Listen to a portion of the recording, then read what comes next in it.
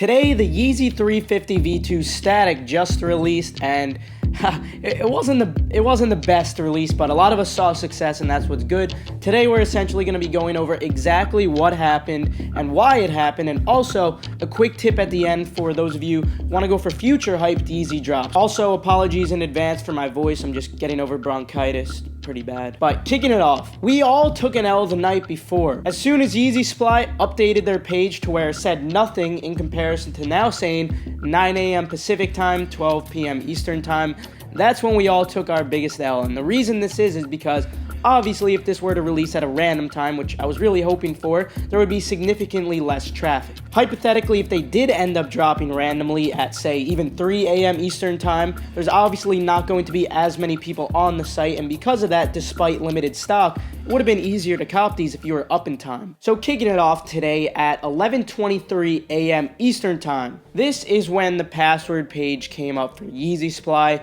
This is when people started to get the jitters. You know, they got a little bit nervous because obviously the drop was right around the corner. The password page went down at exactly 12 p.m. Eastern time, and after the password page went down, everything that could have went wrong. Essentially, the first thing we saw was the famous Shopify "We'll be back soon." This is when everyone started freaking out. At this point, people started losing self-control, you know, banging on keyboards, screaming, telling their moms not to bother them and to leave them alone. That page went away rather quickly, but then came another error. Unfortunately, when you tried to click purchase, the purchase button was unresponsive. At least initially, it was unresponsive. After you tried clicking purchase several times, after about a minute or so, your cart did update, but it didn't just add one product, no. But this was fine because once you clicked checkout, you did get to the cart and it said you only had one. But then when you tried to check out from here, you got the famous Shopify error again. Eventually, most people were able to finally get into the waiting room, and once you were in that queue, you're supposed to use the bypass. Now, I did recommend to you guys beforehand,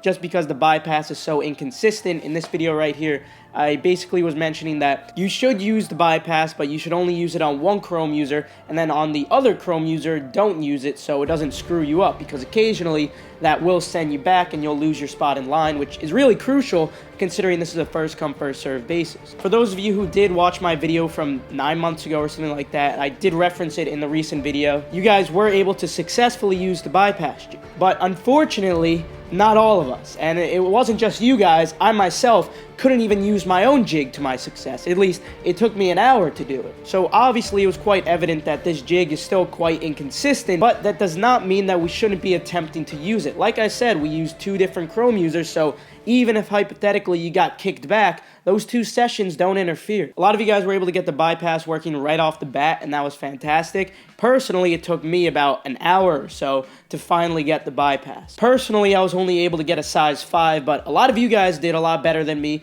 You guys were able to order multiple pairs by changing up your address. You know, there's a couple of things you could do with this stuff. You could add an address line 2 if you're living in a house. For example, you could add a 1A, 1B, 2C. But, you know, if you live in an apartment, what you're going to want to do is add like 3 or 4 letters right before the 123 Maple Street or whatever street you live on. So a lot of you guys were able to get multiple pairs, and that's really great. I love seeing that. Little jealous, I'm not going to lie, but it's all right. But I think the most important thing today is, what did we learn? What could we take away from this drop that we could implement for future drops? Well, I think the main thing we took away was that the bypass isn't dead. It still works, but, you know, it's very inconsistent, and for the most part, it does send you back, but it's still worth trying, of course. Now, for the future, if there is hypothetically another drop like this, where it's an extremely limited Yeezy that is, say, only on Yeezy Supply, or just hovering around 10,000 pairs to 20,000 pairs, I believe there was like 13,000 pairs of these. I want you guys to do something instead, and it's just worth trying. It might not work, but I'd say give it a shot. So normally when it comes to the bypass jig, obviously, so you don't get charged for the other item,